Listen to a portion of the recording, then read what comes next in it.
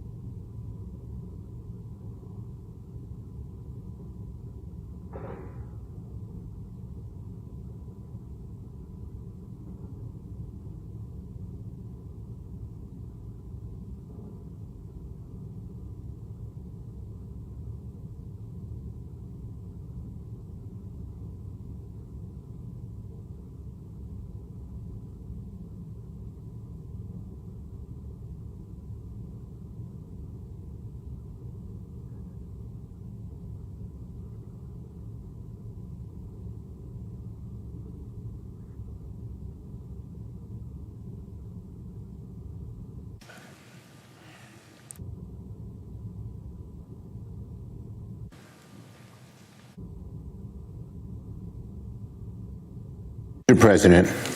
Democratic Leader. Mr. President, before I begin, We are in a quorum call. I ask unanimous consent the quorum be dispensed Without with. objection. Mr. President, before I begin, I want to express my deepest and dearest sympathies for our friend Mark Warner, his wife Lisa, and the rest of their family as they mourn the terrible loss of their daughter Madison. I know how close the family was to Madison, and the depth of that loss is unfathomable. The Warner family should know that we are keeping them in our prayers. We are wishing them strength. May Madison's memory be a blessing.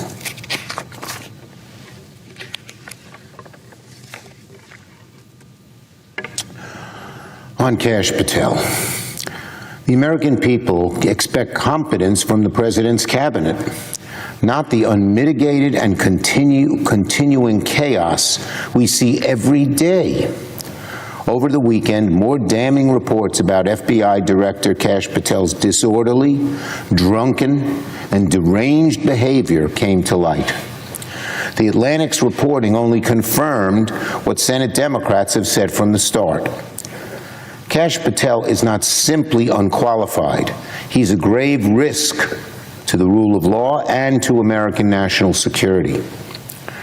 I have called on Acting Attorney General Blanche to preserve all records, all communications, and other evidence regarding Kash Patel's dangerous behavior before the Trump administration tries to brush it under the rug. Again, we're calling on Acting Attorney General Blanche to preserve all records, communications, and other evidence regarding Kash Patel's dangerous behavior before the Trump administration tries to brush it under the rug. The Atlantic interviewed dozens of people who have observed Patel's erratic behavior, his excessive drinking. Apparently, Patel frequently misses key briefings and meetings because he's too hungover to attend. Patel's security detail often struggles to wake him up after his nights of partying, and once even had to ask for breaching equipment because Patel was unresponsive behind a locked door. All of this is made even worse by the reports of Kash Patel's constant jet setting on the taxpayer's dime, his illegal crusade against Trump's political enemies, and his purge of countless counterintelligence officers who focused on Iran just days before Trump launched this reckless war. Americans deserve steady, sober leadership from their FBI director, and they're not getting it, seems, in any way.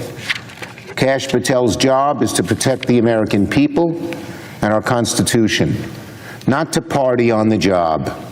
Patel must resign immediately. Every day he remains in office subjects America to serious and unnecessary risks. On Iran, Donald Trump continues to demonstrate that he has no plan to end his disastrous war of choice with Iran, and no idea just how badly the American people are hurting because of it. Companies and airlines are charging Americans in Iran war surcharge. Mortgage rates are climbing. Gas is still over $4 a gallon. Over the weekend, Trump's energy secretary said that gas prices won't be normal until 2027. If you don't believe Chris Wright, believe Donald Trump. Trump said gas prices will, quote, be around the same or maybe even a little higher, his quote, by November. His words, not mine. Just the other day, Trump said that $4 for a gallon of gas is not very high. That's what he said. And that everything's doing really well, really, Mr. President. Spoken like a man who doesn't have to fill up his own tank. Try telling the American people, who will spend an average of $740 more this year on gas because of this war, that, quote, everything's doing really well. And unfortunately and sadly, there's no end in sight. The Strait of Hormuz remains closed. Iran fired on commercial ships over the weekend. The U.S. seized an Iranian vessel. According to Trump, J.D. Vance will be on his way to Pakistan soon, but it's unclear whether the Iranians will even agree to meet with him, let alone agree to open up the strait. 51 days into this war, and Donald Trump still does not have an objective, a strategy, an exit plan. The American people have questions. Congress must demand answers. Last week, Senate Republicans had their fourth opportunity to support our War Powers resolution. And for the fourth time, Senate Republicans acquiesced to Donald Trump and gave this historic blunder their stamp of approval. Tomorrow, Senate Republicans will force a fifth vote on our War Powers resolution. We will continue to force votes on our resolution every single week that Trump's war continues. The most important vote a senator can take is whether to go to war.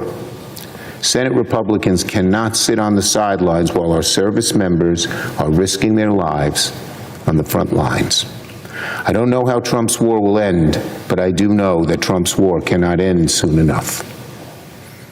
On reconciliation, what does this majority choose to spend our time on instead? Any hour now, Republicans are expected to release a budget resolution that adds tens of billions of dollars to the national debt, pumps colossal sums into ICE and Border Patrol without any reforms at all, while doing absolutely nothing to lower costs for hardworking Americans. We need to pause and examine how we got to this moment. Because in a well-functioning Congress, the majority focuses on solving people's problems, not constantly cleaning up their own messes and shoveling tens of billions more into unaccountable rogue agencies. Remember last year in Donald Trump's big ugly betrayal, Republicans rammed through $75 billion for ICE and tens billions more for Border Patrol with virtually no guardrails, minimal training standards, and no real idea of what they were unleashing. Well, that led to disaster, as could have been predicted. In January, federal immigration officers in Minneapolis murdered 2 American citizens in broad daylight, triggering a reckoning across the country. After the murders of Alex Preddy and Renee Good, the American people wanted change. Democrats told our Republican colleagues we needed to work together to rein in ICE and Border Patrol and prevent this kind of violence from happening again. We put forward common sense reforms modeled on guardrails law enforcement already follows in the states. No masked agents in unmarked vehicles, no bursting into people's homes without warrants, and body cameras for agents, all agents. But after weeks of back and forth, it became painfully obvious that Republicans were not serious about reform. Instead of listening to the people, Senate Republicans listened to Donald Trump and Stephen Miller. Even when Democrats offered to narrow the reforms to a small targeted set of proposals in exchange for funding, Republicans, afraid of Trump, afraid of Miller, said no. Leader Thune eventually brought a bill to the floor that would fund the rest of Department of Homeland Security while leaving ICE and Border Patrol aside as negotiations on reforms continued. Democrats unanimously supported this bill. It was something we had been pushing for weeks because we believe FEMA, the Coast Guard, CISA, TSA, and the other core agencies of DHS must be able to serve the American people. But that agreement is now collecting dust in the House. Speaker Johnson and House Republicans refuse to move it, and that brings us to where we are today. It is Republicans who have chosen to keep FEMA, the Coast Guard, CISA, TSA, and all other DHS agencies shut down. It is Republicans' own divisions, their own inability to govern, that has led to the longest shutdown of an agency in American history. Even now, instead of working with Democrats, Republicans want to waste even more time by going at it alone through reconciliation. Any moment now, they're expected to release a budget resolution that would tee up more than $75 billion over 3 years for ICE and Border Patrol through reconciliation. while doing nothing, absolutely nothing, to lower costs for hardworking Americans. Let's be clear. What the Republicans are doing is not how a well-functioning Congress should be spending its time. We should be debating legislation to help people pay for groceries, afford the rent, bring down electric bills. We should be focused on outrageous gas prices and on retiring Donald Trump's costly military endeavors.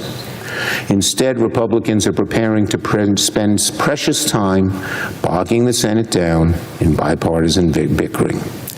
And at a moment when President Trump claims we cannot afford Medicare or daycare, Republicans somehow think that we can give ICE and Border Patrol a blank check. Isn't that amazing? People are suffering because they can't pay for their health care needs. And instead, the Republicans want to send more money to ICE and Border Patrol. One thing is clear. One thing is very clear, Mr. President. Americans cannot afford the cost of Republicans' continued chaos. Finally, on Haiti, after spreading hateful, bigoted lies on the campaign trail, Trump continues to target the Haitian community as president. Despite ongoing violence, gang violence, civil instability, terrible medical infrastructure, and poor food access in Haiti, Trump directed Kristi Noem to strip Haitian immigrants of their TPS, their temporary protected status, disregarding the process Congress set into law. Last week, a bipartisan majority in the House, bipartisan, passed legislation on a discharge petition to extend temporary protected status for Haitian immigrants. In New York, home of the largest Haitian American community in the nation, we cherish our Haitian neighbors and value the many contributions they have made to America. I will do everything I can to protect the Haitian community. There are many Haitians in New York and beyond who anxiously await word on whether they will be forced to return to the dangerous circumstances they fled in Haiti. That is why I will Rule 14 this bill, so that the Senate can give this issue the consideration that it deserves without delay. I urge Leader Thune to put this legislation on the floor. So, Mr. President, I understand that there's a bill at the desk, and I ask for its first reading. The clerk will read the title of the bill for the first time.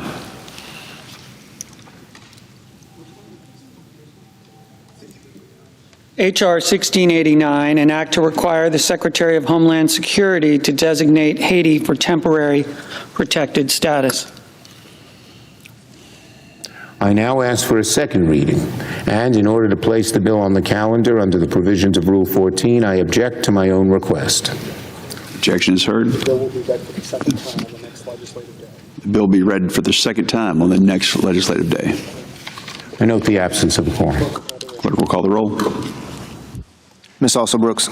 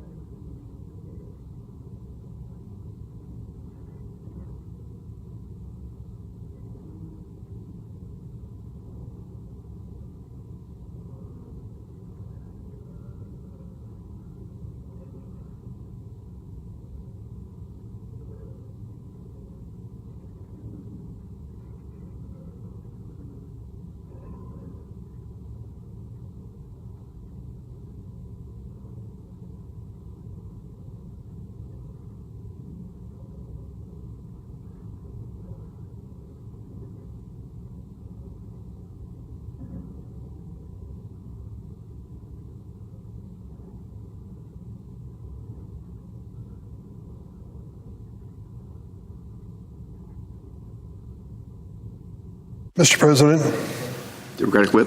are we in a quorum call? We are. I ask consent the quorum call be suspended. Without objection. Thank you, Mr. President.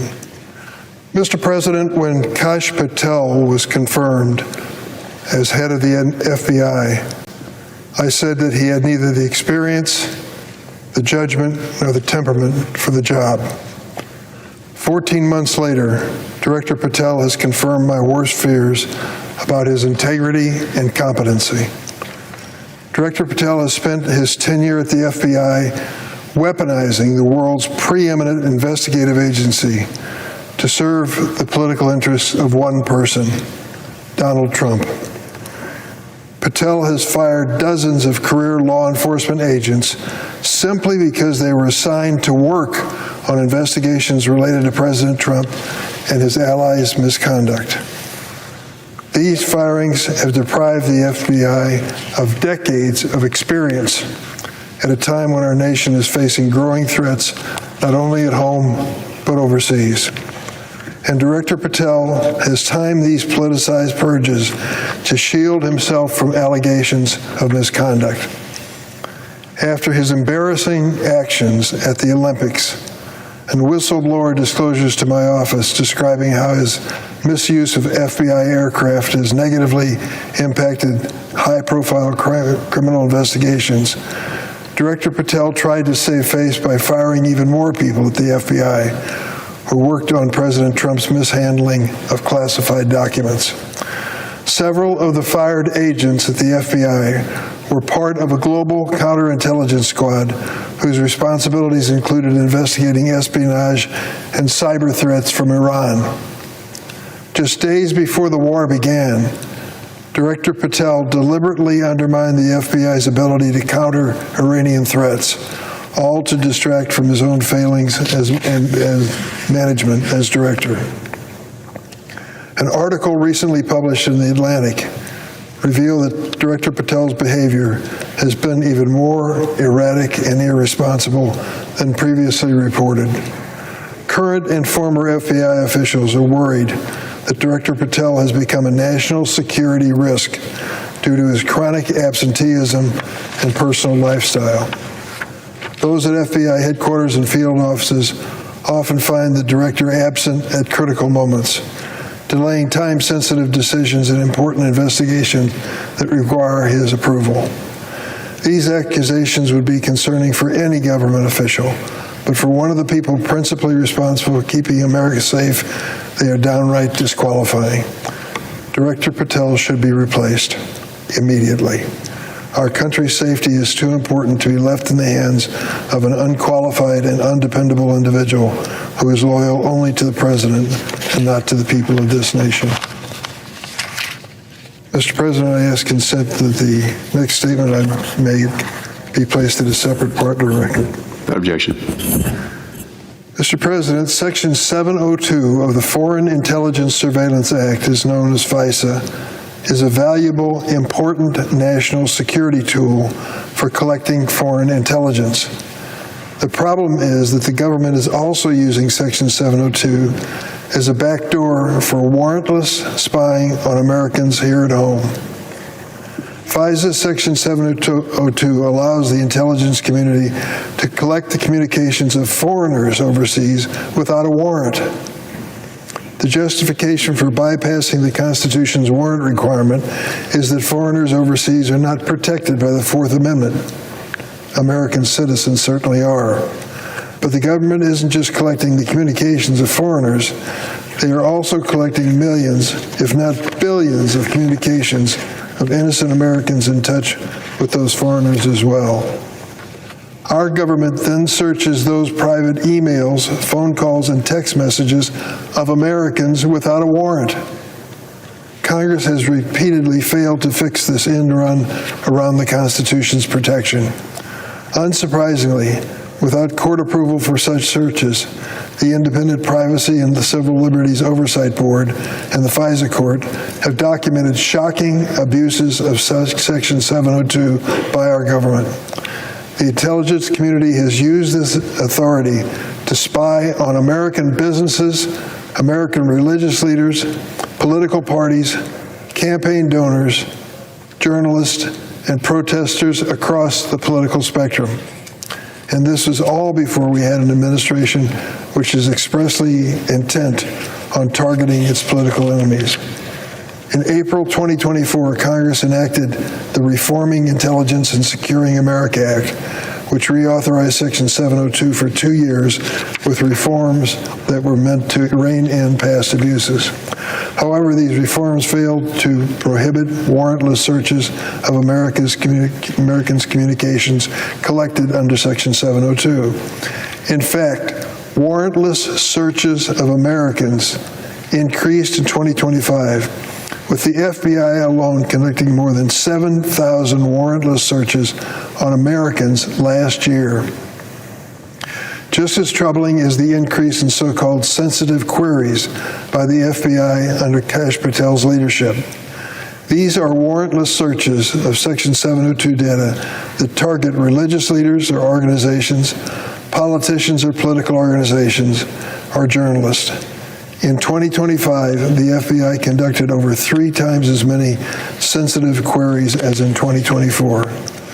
These statistics are troubling enough, but with the Trump administration closing oversight offices, firing compliance staff, dismantling the Privacy and Civil Liberties Oversight Board, and failing to testify, the full scope of their abuses remains unknown. The administration is also keeping the latest FISA court ruling on Section 702 secret from the American people. The administration acknowledges that the court found, quote, deficiencies with how the government's conducting Section 702 searches, yet it hasn't released the court's opinion or the details of these deficiencies to the American people. Meanwhile, political reports that Stephen Miller, the architect of President Trump's immigration crackdown in Minneapolis and Chicago and beyond, is the White House chief advocate for extending Section 702. Miller reportedly views Section 702 as, quote, critical to a variety of homeland security missions, end of quote. Why does Stephen Miller view Section 702, a statute designed to collect foreign surveillance and intelligence, as critical to homeland security inside the United States? Well, in 2024, Congress quietly expanded Section 702 to allow it to be used for immigration vetting. How is the president exploiting this Section 702 to carry out the mass deportation campaign? We don't know because the administration refuses to testify about the use of this authority. Congress should not give Donald Trump, Stephen Miller, and Kash Patel unchecked power to spy on Americans. Last week, the House rightly rejected on a bipartisan basis attempts to renew Section 702 without safeguards. Congress instead enacted a 10-day extension so it could reach agreement on reform needed to protect our constitutional rights. As in the past, some may argue that that's not enough time to enact reform before Section 702 expires. But Section 702 surveillance operates under year-long certifications approved by the FISA court. Even if 702 were to expire today, the law makes it clear that surveillance may continue under the current certification until March of 2027. There is no emergency excusing Congress from getting this right. Congress should reform Section 702 to protect Americans' constitutional rights and prevent further abuses. Senator Mike Lee of Utah, conservative Republican, and I have proposed the bipartisan SAFE Act to do just that. Our bill includes a warrant requirement for conducting searches of U.S. personal communications collected under Section 702. This safeguard ensures that a judge, not the executive branch of government, approves the search. There are exceptions for emergencies and other legitimate security needs, ensuring that we can protect security and liberty at the same time. If the government has a legitimate basis for the search, they can make that case to the judge. If they do not, then they should not be rifling through the private communications of Americans. For too long, Congress has renewed Section 702 without this basic protection from arbitrary government searches. Enough is enough. Congress should reauthorize 702 with sensible reforms to protect Americans from threats to their security and to their basic constitutional rights. I yield the floor.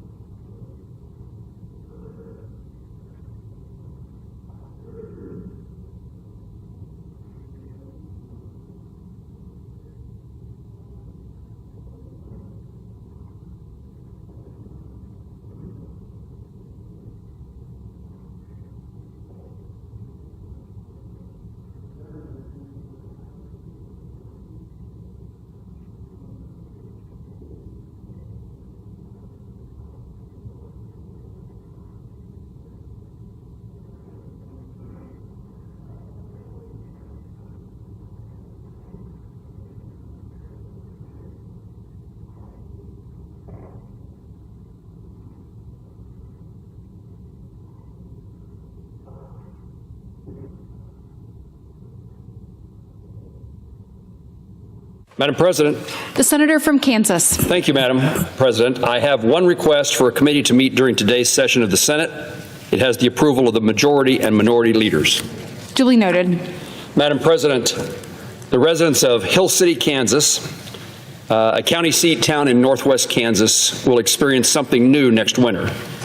A new boys basketball coach will be on the sidelines for the Hill City Ringnecks. After 58 seasons as the head coach of Hill City High School, Keith Riley has officially retired.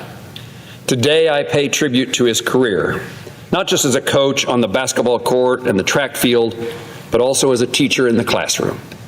His success was a result of his genuine interest in the well-being of the students who walked the halls of Hill City High School. Whether kids played for him or simply took his industrial arts classes, Coach Riley sought to help them achieve their full potential.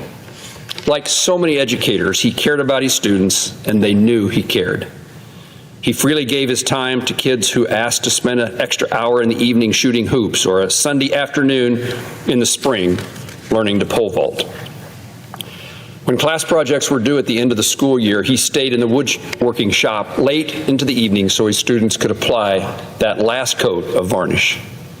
Under his leadership, Coach Riley's team won more than 800 games and 3 state titles, plus another 6 track and field championships, and his students won class projects.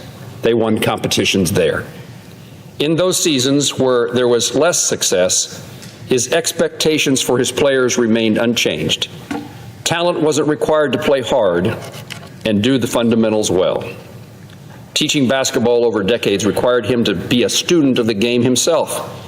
He would watch KU practice under Ted Owens, Larry Brown, Bill Self, and take those ideas home to Hill City from Lawrence. He learned from other peers at coaching clinics and befriended many of them. His own work ethic and that of his players would result in him being inducted into the National High School Athletic Coaches Association Hall of Fame in 2018. But for Coach Riley, personal accolades were far less important than the success of his kids in high school and beyond. Many of his players went on to become teachers and coaches too, no doubt running the same plays they learned from him. His assistant coaches became head coaches and won state titles on their own. Those who pursued other professional paths also credit Coach Riley's impact on their lives. For Coach and his wife, Merrill, his players were like their boys, in addition to their sons of Brian and Jeff, both whom played for him. Players from his first year as coach still call him to check in, or if they're in town, they drop by his house. He's always credited any success to those who played for him. I lived briefly in Hill City, shortly after Coach Riley won his 2nd state basketball championship. The Mid-Continent League was known for its football towns like Smith Center and Plainville and Norton. But under Coach Riley, Hill City was definitely a basketball town. You knew where most of the community would be on Tuesday and Friday nights during the winter. While Coach's voice will no longer ring out from the sidelines, the gym in which he spent countless hours teaching kids the game he loves appropriately bears his name. Keith Riley Fieldhouse boasts many state title banners, won over nearly 6 decades. But his true legacy can be seen in the lives he changed along the way. Coach Riley, congratulations on a legendary career, and I wish you and Merrill all the very best in your retirement. Madam President, I yield the floor.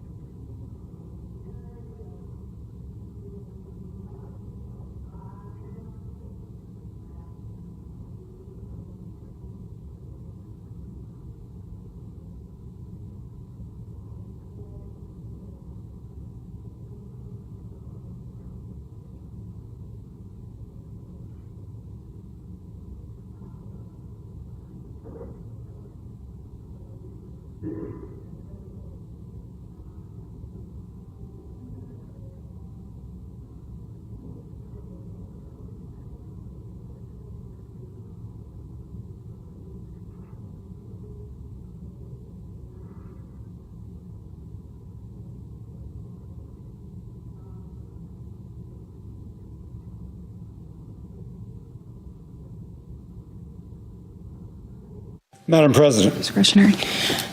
The senator from Louisiana. are we in a quorum call? We are not. Madam President, all of us have experienced someone in our life who has died. But the murder of a child defies comprehension. It can't be measured, understood, or compared to anything else. It is, in a word, awful.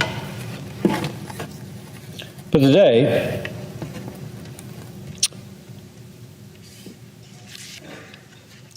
the Shreveport community in Louisiana grieved the loss of 8 children. A man shot 7 of his own and a cousin between the ages of 3 and 11. He shot the mothers. I'm told they're hospitalized in serious condition, but expected to survive. A 13-year-old was injured jumping off a roof to escape. Now, I asked my people in my office, why do we grieve so much? People die all the time. And I think what we agreed upon is that they look to their parents for protection and not to be killed. And it is, if you will, a sacrifice of a sacred bond between a parent and a child. And of course, when that comes to mind, what is sacred? And then also, when we read of these dying, we think of our own children, and we feel protective of them. And we know no matter how much emotion we feel, they died. Now, we thank the officers who acted quickly and bravely to pursue the shooter and stop him from doing it again. We pray for the families, for the communities, that they can recover as much as family and communities can recover something so horrific. Madam President, I request a moment of silence for these 8 young souls, for Shreveport, for us all.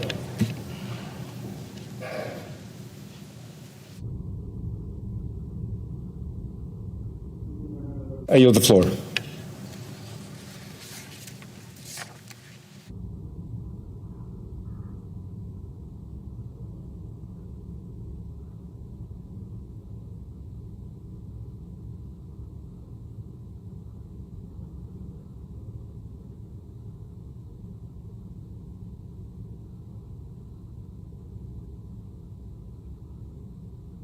Madam President. The senator from Texas. Madam President, today the Senate will vote to confirm Andrew Davis of Texas to be a United States District Judge for the Western District of Texas. Andrew Davis was born and raised in Texas, and after graduating from Lubbock High School, Andrew attended Rice University and later Columbia Law School, where he was a James Kent Scholar.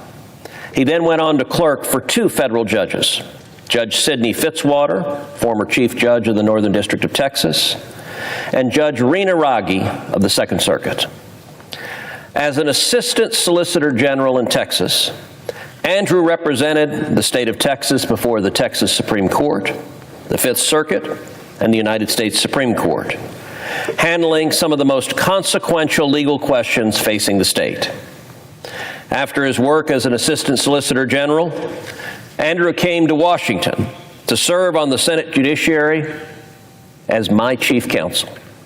I worked for years with Andrew. He's a man of integrity, discipline, and commitment to the rule of law. He has deep respect for the Constitution and the Bill of Rights, and he handled sensitive matters with precision and humility. His preparation was meticulous, and his counsel was highly trusted. President Trump nominated Andrew Davis because he embodies what we should demand of every federal judge: independence, seriousness, and an unwavering commitment to the rule of law. A federal judgeship is a calling of public service, one that requires patience, restraint, and an enduring commitment to the Constitution. Andrew has answered that call time and time again, choosing public service over easier paths in private life. Andrew Davis will serve the Western District of Texas with honor. He will be faithful to the Constitution and Bill of Rights, and I strongly support his nomination. Thank you, and I yield the floor.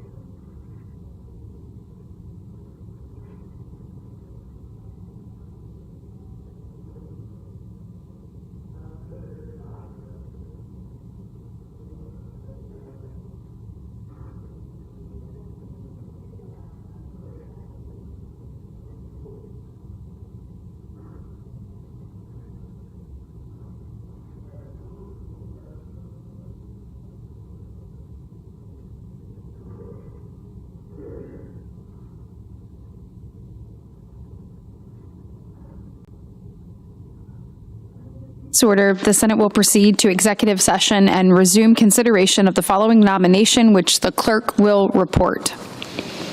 Nomination, the judiciary, Andrew B. Davis of Texas, to be United States District Judge for the Western District of Texas. Question occurs on the nomination. The question occurs on the nomination. Is there a sufficient second? There appears to be.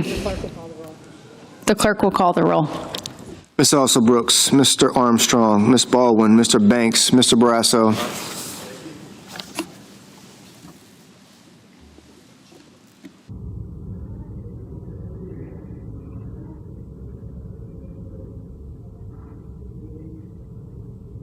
Mr. Bennett.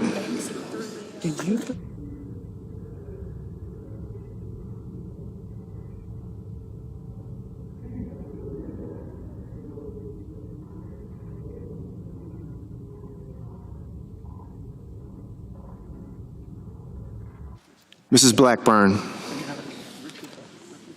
Mr. Blumenthal. Ms. Blunt Rochester. Mr. Booker. Mr. Bozeman. Mrs. Britt. Aye. Mr. Budd.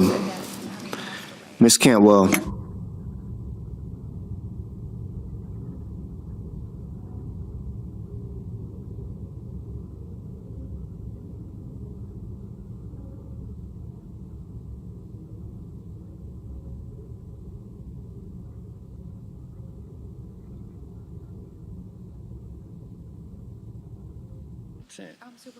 Ms. Cantwell.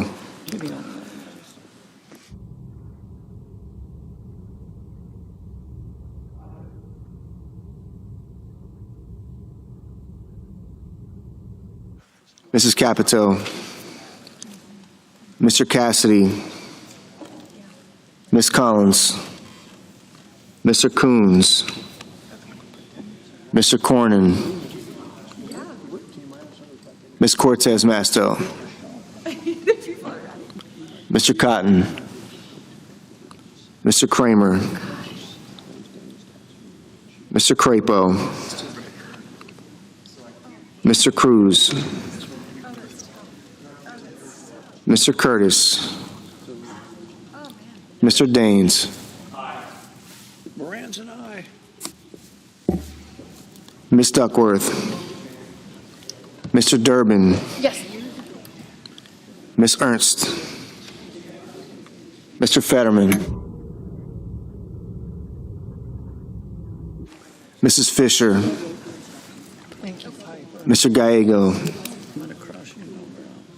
Mrs. Gillibrand. Mr. Graham. Mr. Grassley. Mr. Haggerty. Ms. Hassan.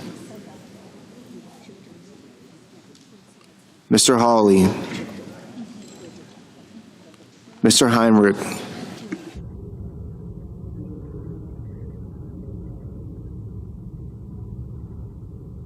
Mr. Hickenlooper.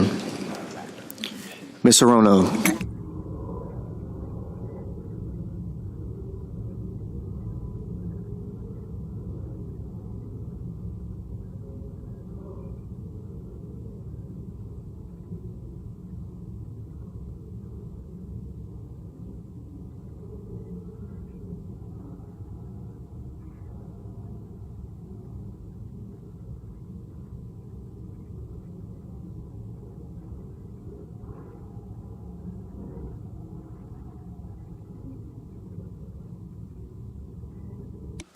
Mr. Hoven, Mr. Husted, Mrs. Hyde-Smith, Mr. Johnson, Mr. Justice, Mr. Kane, Mr. Kelly, Mr. Kennedy, Mr. Kim, Mr. King, Ms. Klobuchar, Mr. Langford, Mr. Lee, Mr. Lujan, Ms. Lummis, Mr. Markey, Mr. Marshall, Mr. McConnell, Mr. McCormick,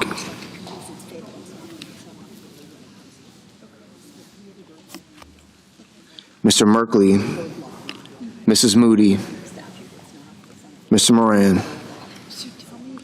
Mr. Moreno, Ms. Murkowski, Mr. Murphy, Mrs. Murray,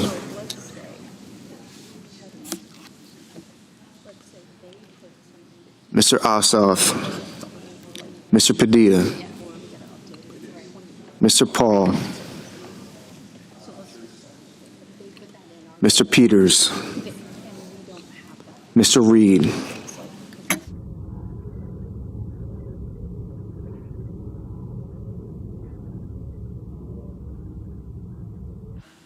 Mr. Ricketts, Mr. Risch, Ms. Rosen,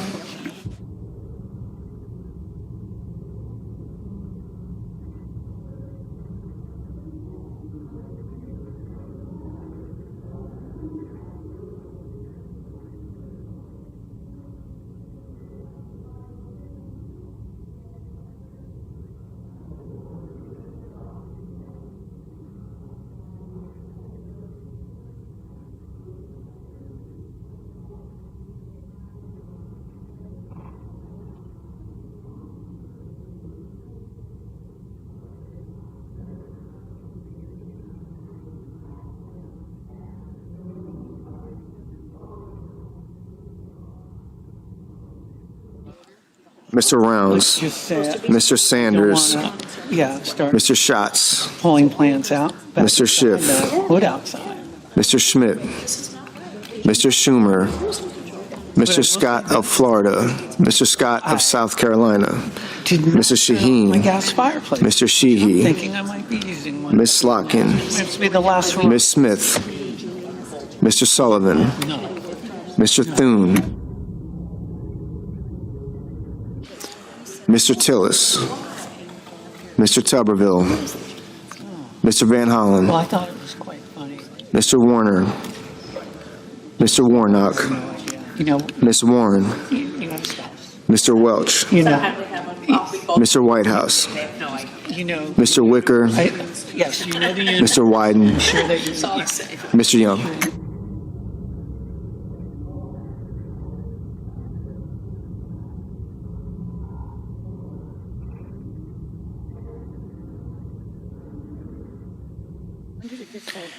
Senators voting in the affirmative: Banks, Barrasso, Britt, Crapo, McCormick, Moran, Rounds. Senators voting in the negative: Blunt Rochester, Duckworth, Kelly, Murphy, Murray, Rosen, and Slotkin.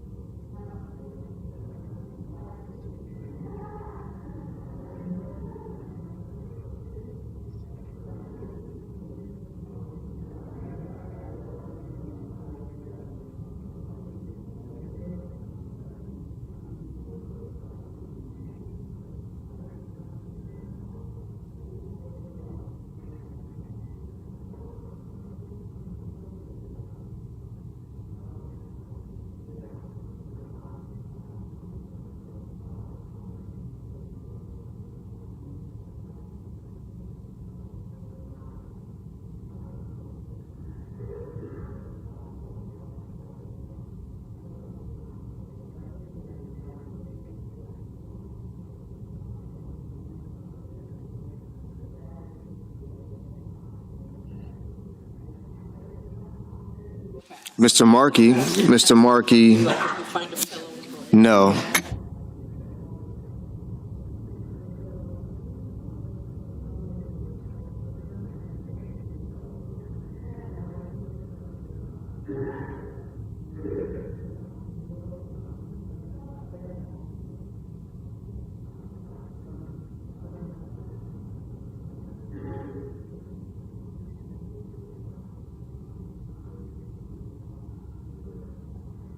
Mr.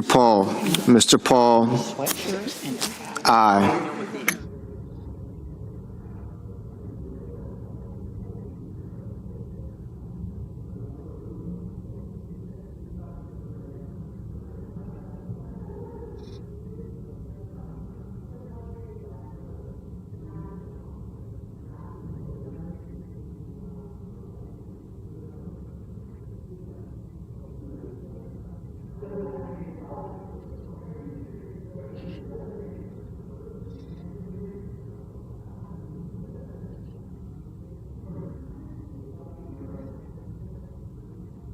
Mr. Ossoff, Leave me, I'll get it out of it. no.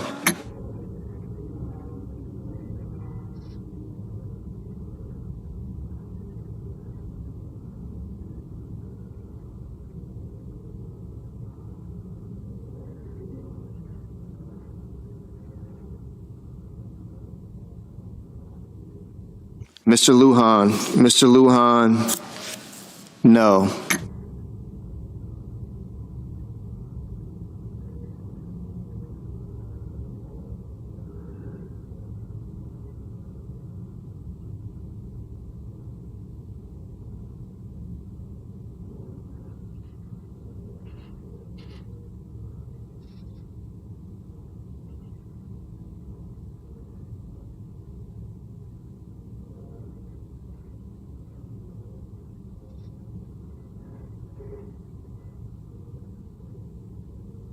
Mr. Sanders,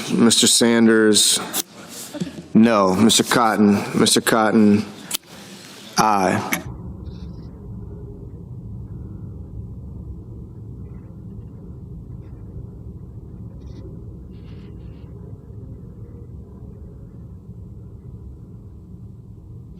Miss Ernst, aye.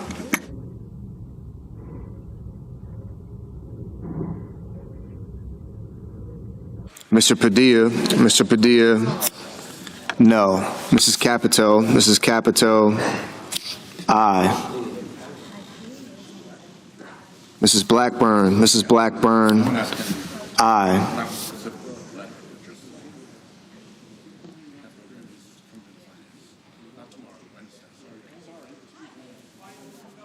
Mr. Wyden, no. Mr. Cornyn, aye. Mr. Reed, no. Mr. Marshall, aye.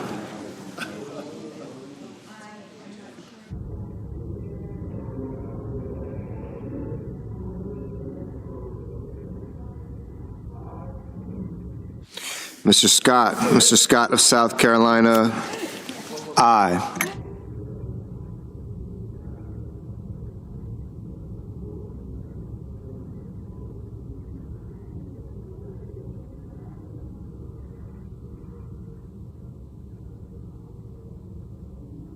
Mr. Merkley, no.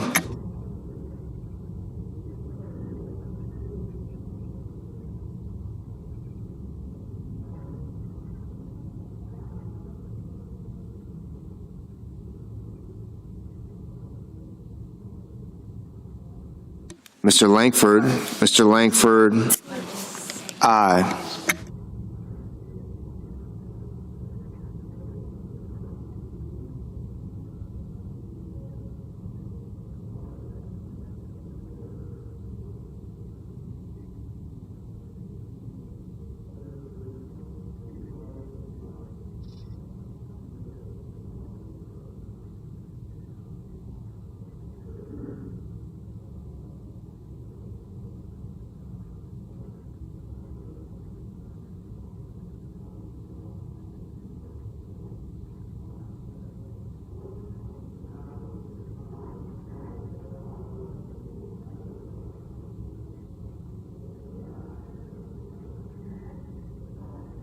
Mrs.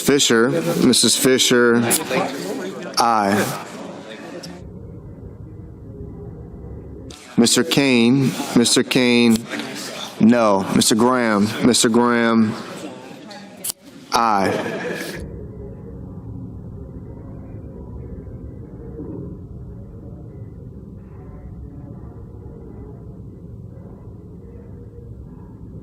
Mr. Gallego, no. Ms. Alsobrooks, no. Mr. Whitehouse, no.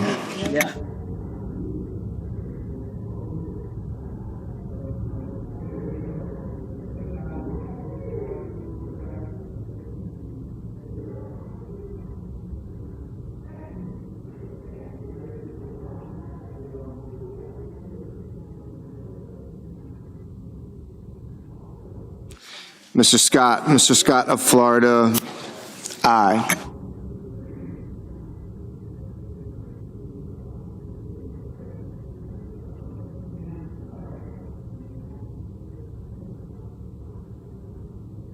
Ms. Cantwell, no. Mr. Husted, aye. Mr. Bozeman, aye.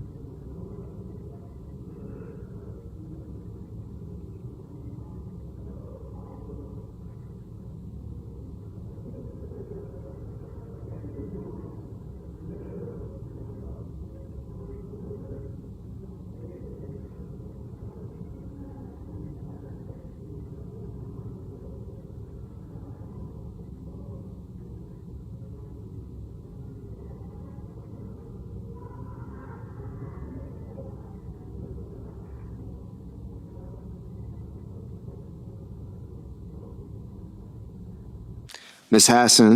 Hassan, no.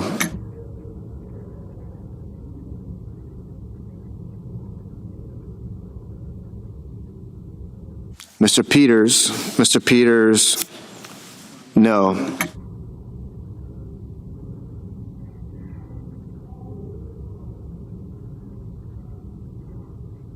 Ms. Collins, no.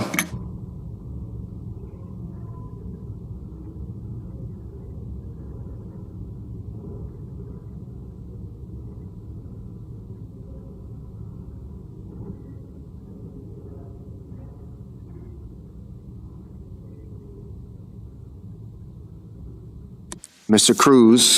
Cruz, aye. Mr. Cassidy, aye.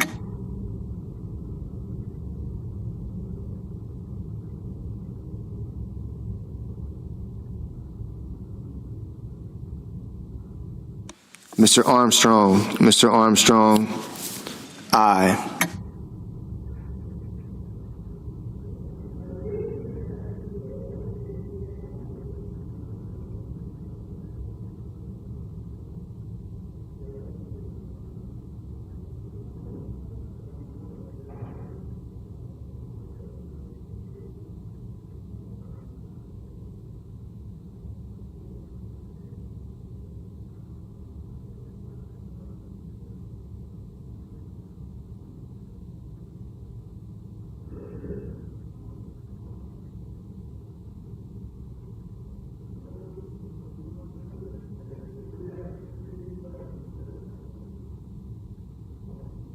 Mr. Johnson, aye. Mr. Curtis, aye.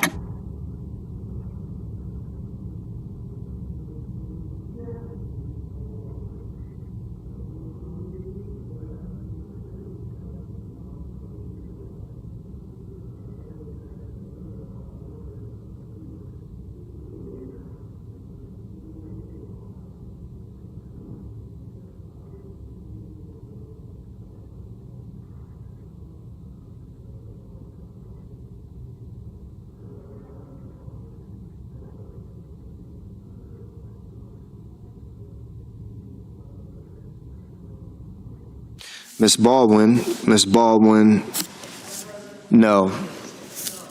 Mr. Schatz, no.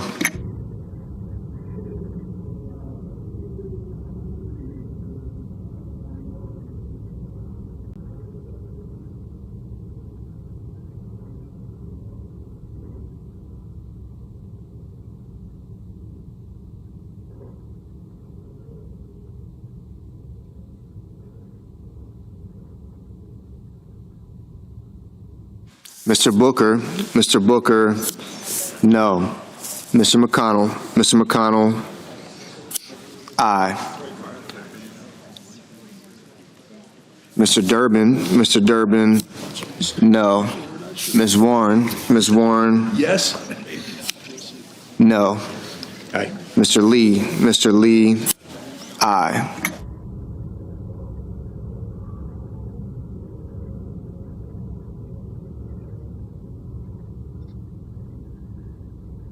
Ms. Cortez Masto, no.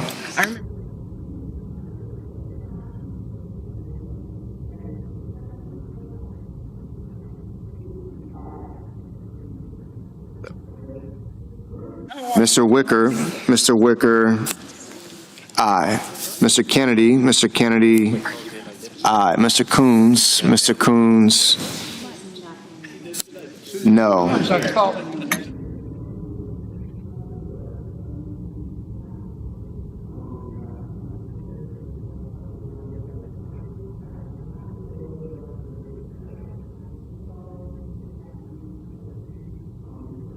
Mr. Thune, aye.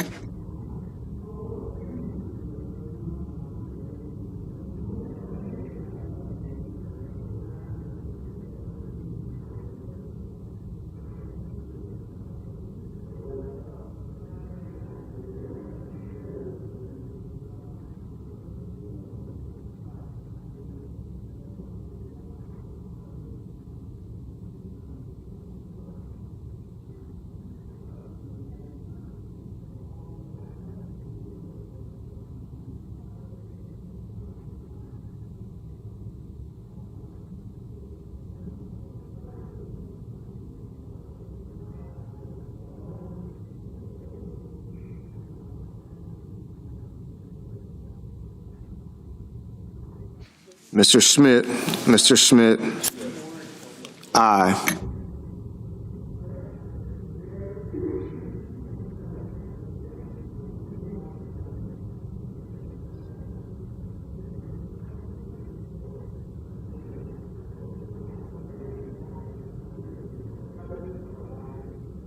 Mr. Budd, aye. Mr. Welch, no. Ms. Smith, no.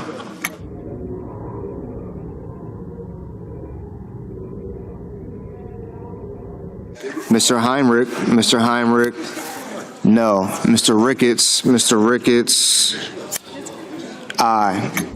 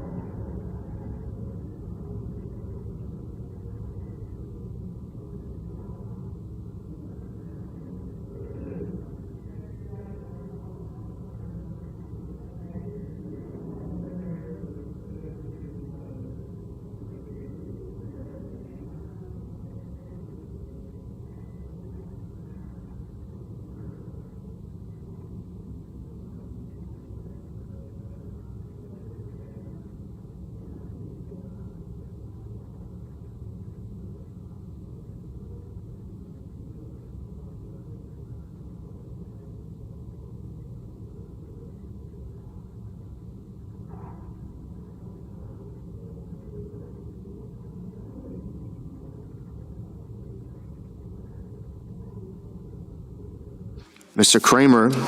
Kramer, aye.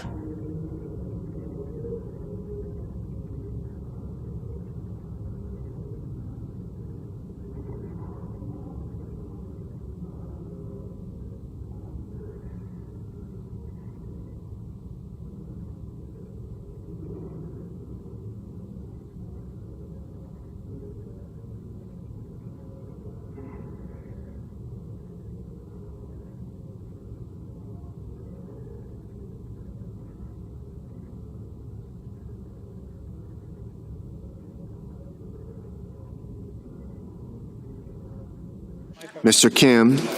Kim, no.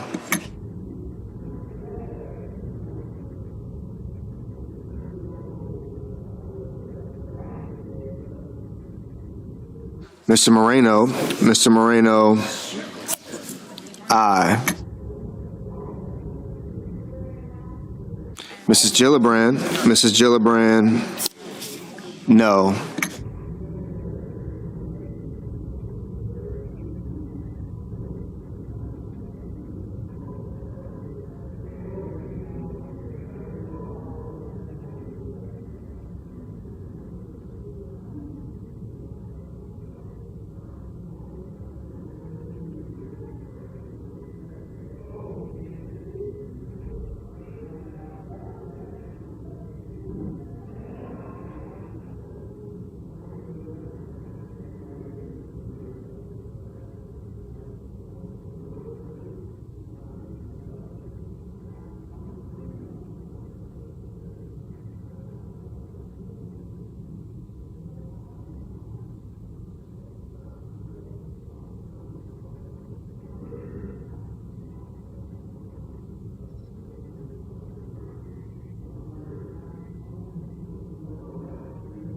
Mrs.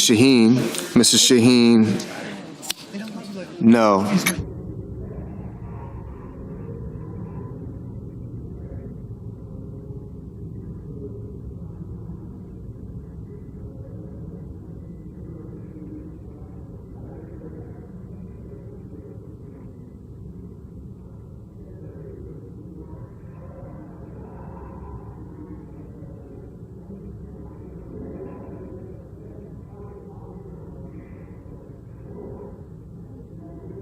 Mr. Tillis, aye.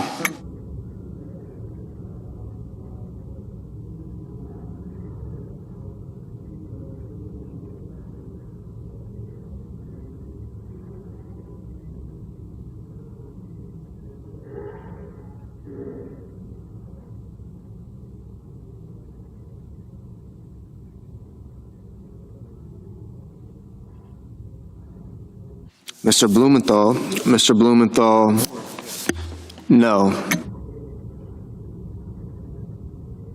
Mr. Hawley, aye.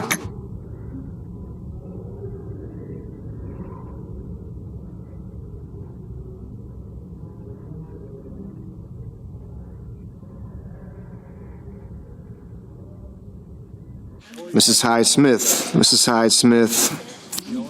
aye.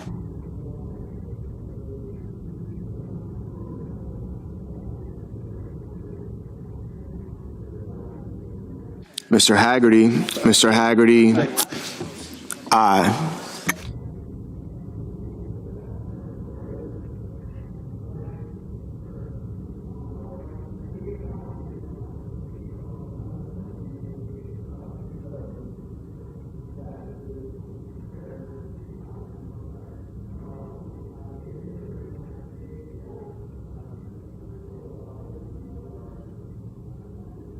Mr. Hoven, aye.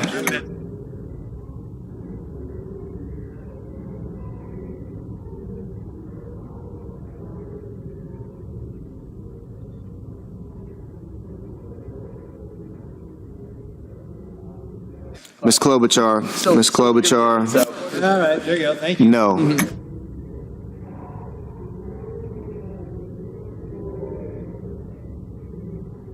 Mr. Schumer, no.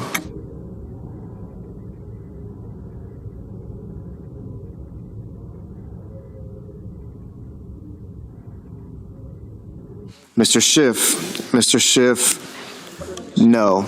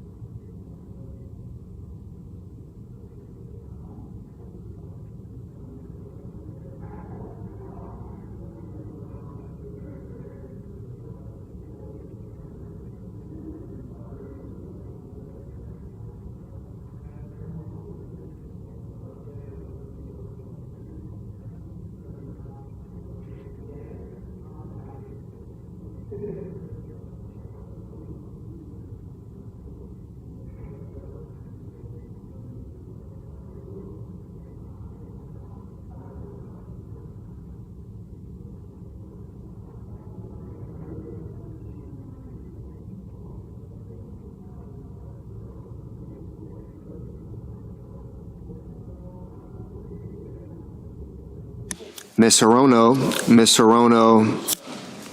no.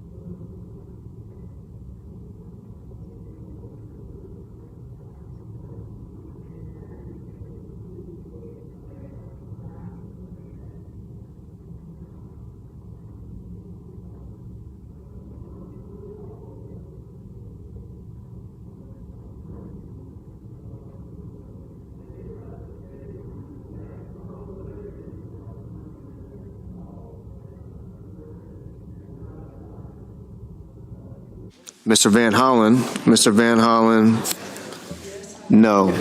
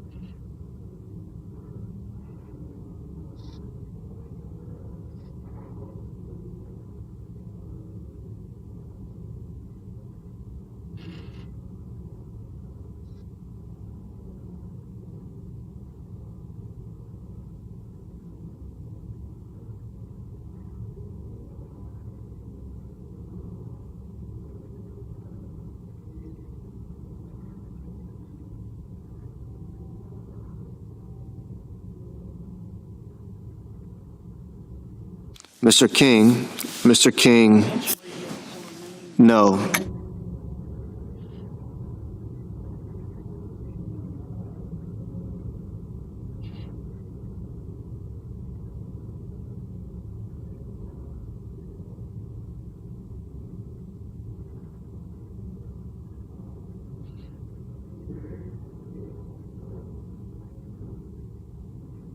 Mr. Warnock, no.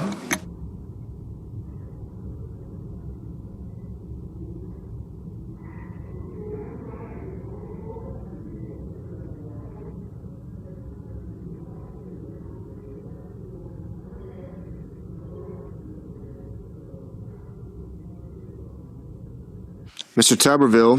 Tuberville, aye.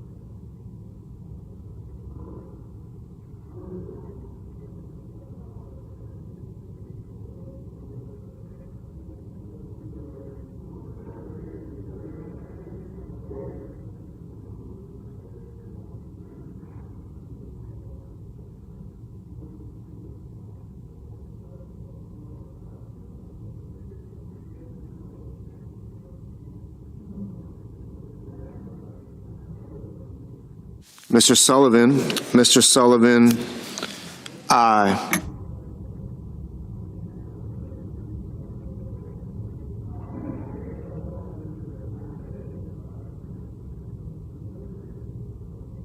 Mr. Young, aye. Ms. Lummis, Aye. Mr. Bennett, no.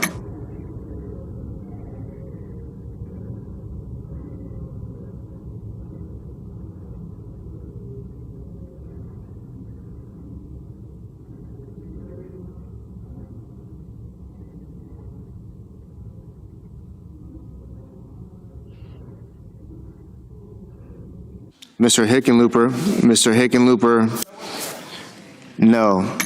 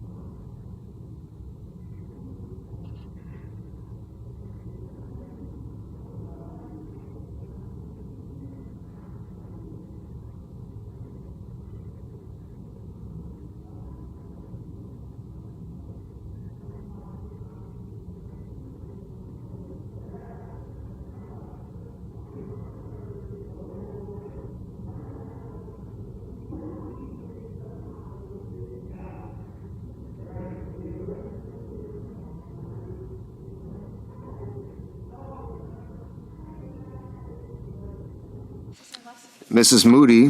Mrs. Moody, aye.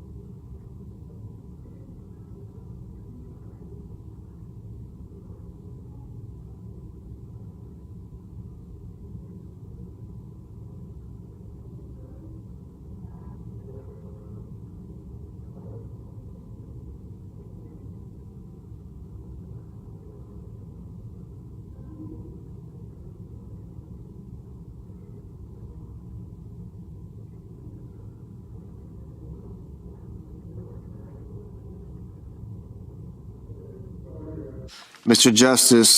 Justice, aye.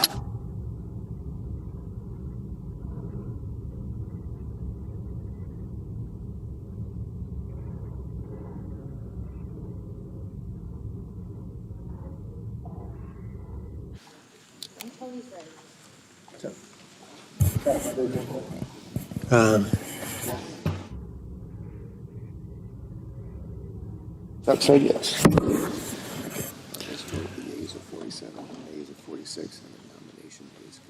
On this vote, the yeas are 47, the nays are 46, and the nomination is confirmed. Under the previous order, the motion to reconsider is considered made and laid upon the table, and the President will be immediately notified of the Senate's actions.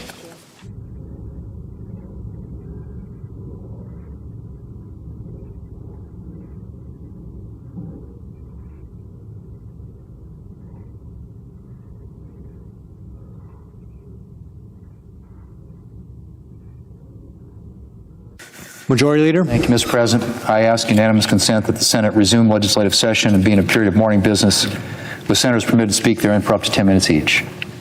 Without objection. Mr. President, I understand there's a bill at the desk that's due for a second reading. The Leader is correct. The Clerk will read the title of the bill for the second time. S4344, a bill to extend Section 702 of the Federal Intelligence Surveillance Act of 1978 for 3 years. Mr. President, in order to place the bill on the calendar under the provisions of Rule 14, I would object to further proceeding. Objection having been heard, the bill will be placed on the calendar. Mr. President, I ask unanimous consent the Senate proceed to the consideration of SRS 681, which was submitted earlier today. Clerk will report. SRS 681 relating to the life and death of Chuck Norris. Is there an objection to proceeding to the measure? No objection, the Senate will proceed to the measure. No objection, the Senate will proceed to the measure. Mr. President, I know of no further debate. Is there further debate? If not, All in favor, say aye. all in favor say aye. Aye. All those opposed say no. The ayes appear to have it. The ayes do have it. The ayes do have it. Resolution is agreed to. The resolution is agreed to. Mr. President, I ask unanimous consent that the preamble be agreed to and the motion to reconsider be considered made and laid upon the table with no intervening action or debate. Without objection. Mr. President, I ask unanimous consent that when the Senate completes its business today, it stand adjourned until 10 a.m. on Tuesday, April the 21st, that following the prayer and pledge, the journal proceedings be approved today, the morning hour be deemed expired, the time for the two leaders be reserved for their use later in the day, and the Senate be in a period of morning business with senators permitted to speak therein for up to 10 minutes each. Further, that the Senate recess from 12:30 p.m. to 2:15 p.m. to allow for the weekly conference meetings. Without objection, so ordered. Mr. President, if there's no further business to come before the Senate, I ask that it stand adjourned under the previous order. Until 10 a.m. tomorrow. The Senate stands adjourned until 10 a.m. tomorrow.